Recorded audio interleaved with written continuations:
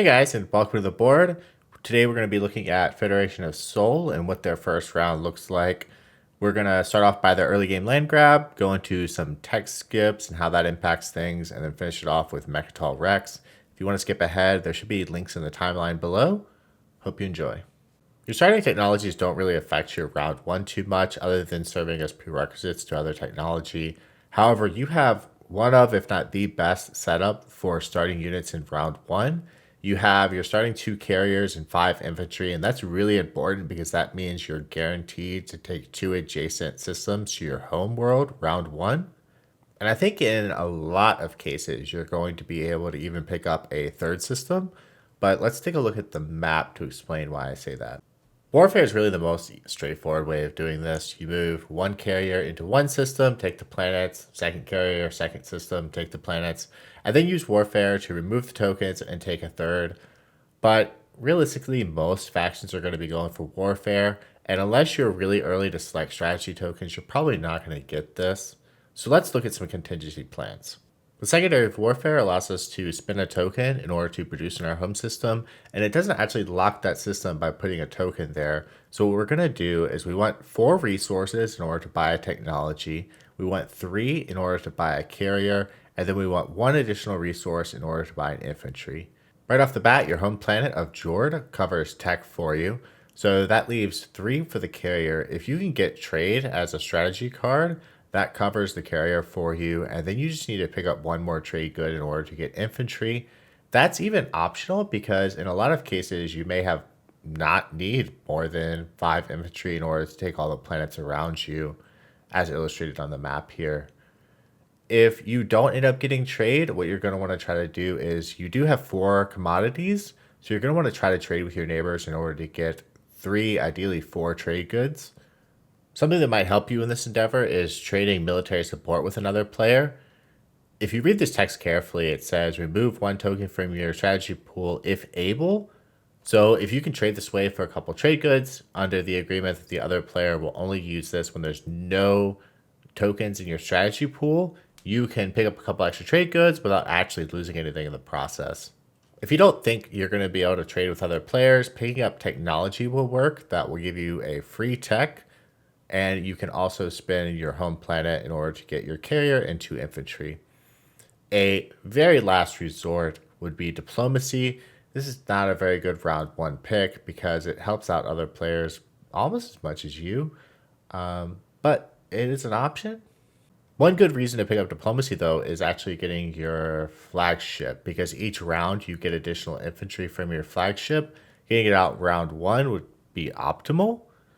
The other thing you could do is get maybe a tech skip. Round 1 would be kind of nice. Soul's in a really good starting position round 1. You have your 2 carriers. You have 4 resources from Jord.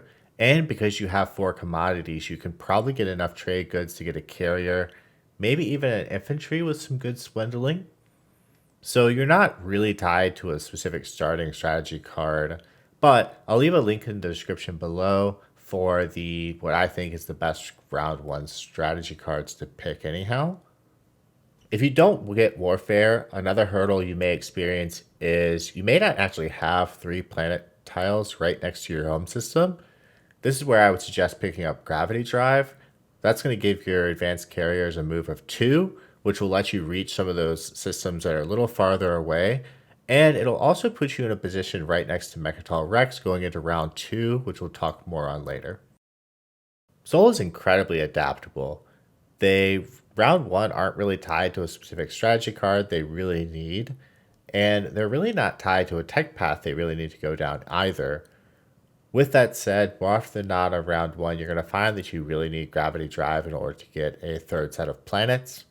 And Gravity Drive also gives you your 2 blue prerequisites in order to get Advanced Carrier 2, which is their best technology.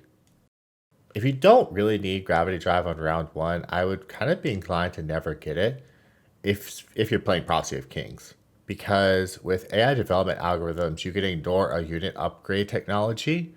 So if you're looking to get your Cruiser 2, you don't actually need a second blue tech. If you're looking to get Dreadnought 2, you don't actually need 2 blue tech.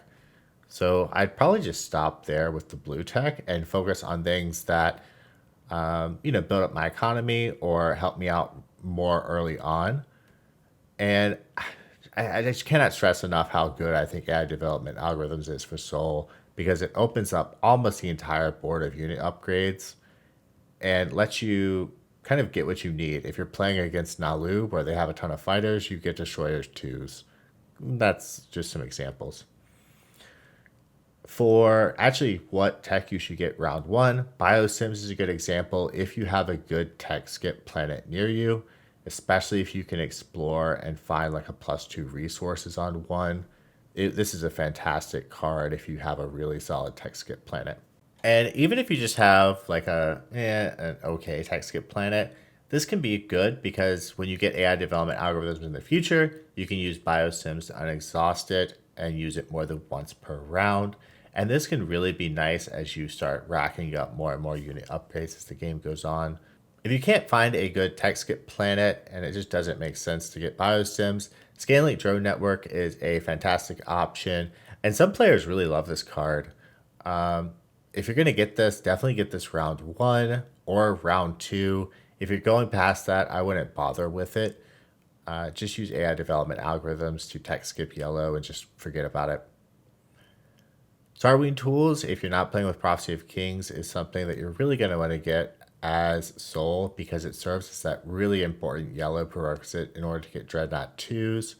And it falls in that category of you really need to get it early on because each production you use this, the more value you get out of it. And if you get it really late, it's not really going to give you a lot of value.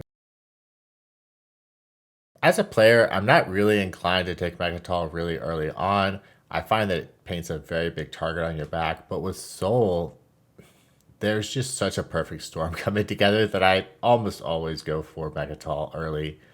They have the gravity drive we talked a little bit about earlier, or they're going for warfare, so they're already right next to Mecatol. Combine that with them not really needing a specific strategy card, you can grab politics easily with them without setting back their round one too much, and that'll let you grab leadership going into round two and get to Mecatol before anyone else. Except for Nalu, you got to keep an eye on them because they do have the 0 initiative. I went over this a little bit in my faction guide for Soul, but just to reiterate, once you have the planet, you're probably not going to lose it. Between orbital drop and your ability to put a mech through orbital drop, you're just going to hold the ground forces there, maybe put a PDS for good measure, and until War Suns, or kind of to a lesser extent, Bacterial Weapon comes out, you're probably not going to lose that. Thanks for watching the video. Please leave a like, a comment below, and don't forget to subscribe if you're interested in more content. Thank you, and have a great day.